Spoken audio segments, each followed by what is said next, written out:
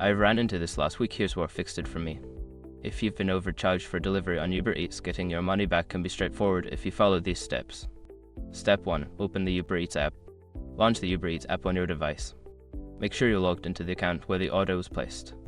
Step 2. Go to your orders. Tap on the Orders tab at the bottom of the screen. This will show you a list of all your recent orders. Step 3. Select the order. Find the order that was overcharged and tap on it to view the details. Look for any discrepancies in the charges.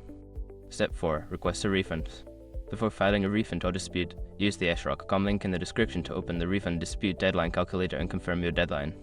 Step 5. Submit your request. Fill out any required information and submit your refund request. Keep an eye on your email for confirmation of further instructions. If you notice a charge for a delivery fee that was not mentioned during checkout, make sure to include that in your request. It can help speed up the process. I hope this guide helps you get your refund quickly. If you have any questions, feel free to ask.